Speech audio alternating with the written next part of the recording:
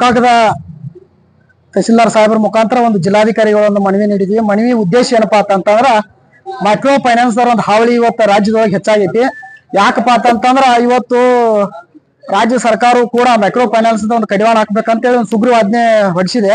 ಯಾವ್ದೋ ಒಂದು ಫೈನಾನ್ಸ್ ದೊಳಗ ಸಾಲ ತೆಗೋಬೇಕಂತ ವ್ಯಕ್ತಿಗಳಿಗೆ ಇವತ್ತು ಅಪಾಯ ಮಟ್ಟದೊಳಗಿದಾರ. ಯಾಕಪ್ಪ ಅಂತಂದ್ರ ದಿನನಿತ್ಯ ಅವ್ರಿಗೆ ಟಾರ್ಚರ್ ಕೊಡೋದಾಗಿರ್ಬೋದು, ದಿನನಿತ್ಯ ಅವ್ರ ಮನೆಗೆ ಹೋಗಿ ಕಿರುಕುಳ ಕೊಡ್ತಕ್ಕಂತ ಒಂದು ವ್ಯವಸ್ಥೆನೇ ಇವತ್ತು ಮೈಕ್ರೋ ಫೈನಾನ್ಸ್ ಅವ್ರು ಮಾಡ್ತಾ ಇದಾರ.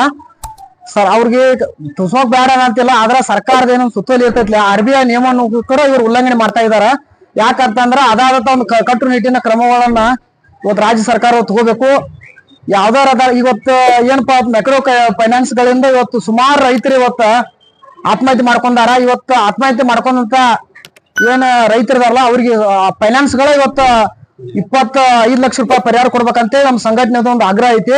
ಒಂದ್ ವೇಳೆ ಇದೇ ತರನಾದ ಮುಂದಿನ ಸನ್ನಿವೇಶ ಒಳಗ ದಿನಮಾನ ಒಳಗ ಏನಾರ ಅದು ಮೈಕ್ರೋ ಫೈನಾನ್ಸ್ ಇದೇ ತರಹದ ಏನಾರ ಒಂದು ಹಾವಳಿ ಹೆಚ್ಚಪ್ಪ ಅಂತಂದ್ರ ನಮ್ಮ ಕರುನಾಡ ರಕ್ಷಣಾ ವೇದಿಕೆ ಸಂಘಟನೆ ವತಿಯಿಂದ ತಮ್ಮ ಮೈಕ್ರೋ ಫೈನಾನ್ಸ್ ಗಳಿಗೆ ನುಗ್ಗಿ ಧ್ವಂಸ ಮಾಡ್ತಕ್ಕಂತ ಕೆಲಸವನ್ನ ಇವತ್ತು ನಮ್ಮ ಸಂಘಟನೆ ಪರವಾಗಿ ಮಾಡ್ತು ಅಂತೇಳಿ ಈ ಮಾಧ್ಯಮದ ಮೂಲಕ ಎಚ್ಚರಿಕೆ ನೀಡ್ತಾ ಇದ್ದೀನಿ. ರೈತರು ಪಾಪ ಈಗ ಮೈಕ್ರೋ ಫೈನಾನ್ಸ್ ದಾಗ ಸಾಲ ಮಾಡಿ ಅವರು ಒಂದು ಸರಿಯಾಗಿ ಒಂದು ತುಂಬದಾರ್ಕಾಗಿ ಅವು ಆತ್ಮಹತ್ಯೆ ಮಾಡ್ಕೊತಾವು.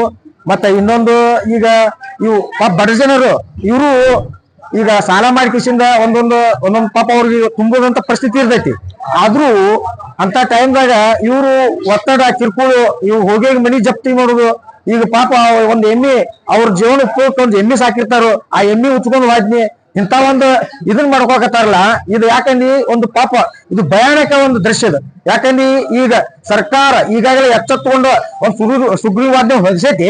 ಆದ್ರೂ ಕೂಡ ಒಂದು ನಮ್ಮ ಕರ್ನಾಟಕ ರಕ್ಷಣೆ ತಿಂತ್ರ ನಾವು ಏನ್ ಕೇಳ್ಕೊಳ್ಳೋದು ಅಂತಂದ್ರ ಈಗ ಇದು ಜಾರಿಗೆ ಬರ್ಬೇಕು. ಯಾಕಂದ್ರೆ ಈ ಇಂತ ಅನೇಕ ಬಡಪಾಯಿ ಜನ ಪಾಪ ರೈತರಾಗಲಿ ಬಡವರಾಗಲಿ ಹಿಂದುಳಿದವರಾಗಲಿ ಎಲ್ಲರಿಗೂ ಒಂದ್ ಏನೈತೆ ಅಂದ್ರ ಯಾಕಂದ್ರೆ ಈ ಒಂದು ಫೈನಾನ್ಸ್ ಅವ್ರ ಪಾಪ ಏನೋ ಒಂದು ಜೀವನ ಉಪಯೋಗಕ್ಕಾಗಿ ಒಂದ್ ಏನೋ ಬಾಳೆ ಸಾಗಿಸೋ ಸಲುವಾಗಿ ಒಂದೇನೋ ಸಾಲ ಸುಲಭ ಮಾಡಿ ಕಿಸಿಂದ ಒಂದೇನೋ ಮಾಡ್ಕೊಂಡಿರ್ತಾರ. ಅದಕ್ಕ ಯಾಕಂದ್ರೆ ಅವು ಪಾಪ ಬೇರೆ ಹಿಂಗ ದೊಡ್ಡ ದೊಡ್ಡ ಬಿಸ್ನೆಸ್ ದೊಡ್ಡ ದೊಡ್ಡ ಸಾವುಕಾರಕ್ಕೆ ಒಂದು ಇದು ಇರಂಗಿಲ್ಲ ಅವ್ರಿಗೆ.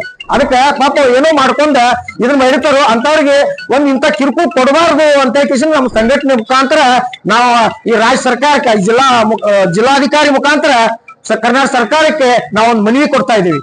ಇದಕ್ಕೆ ಮುಂದೆ ತಾವು ಯಾವ ರೀತಿ ಈಗ ಮುಂದೆ ಇದೇ ಟೈಮ್ ನಿಂತ್ರ ಸರಿ, ನಿಲ್ಲ ಅಂತಂದ್ರ ಮುಂದೆ ರಾಜ್ಯಾದ್ಯಂತ ಉಗ್ರವಾದ ಹೋರಾಟವನ್ನ ಮಾಡ್ಬೇಕಂತ ನಮ್ಮ ಸಂಘಟನೆ ಮುಖಾಂತರ ನಾವು ಹೇಳ್ಕೊತೀವಿ. ಬಾಲಚಂದ್ರ ಬಾಳಪ್ಪ ಬನ್ವಿ, ಕರ್ನಾಟಕ ರಕ್ಷಣಾ ವೇದಿಕೆ ರಾಜ್ಯ ಕಾರ್ಮಿಕ ಘಟಕ ರಾಜ್ಯಾಧ್ಯಕ್ಷರು.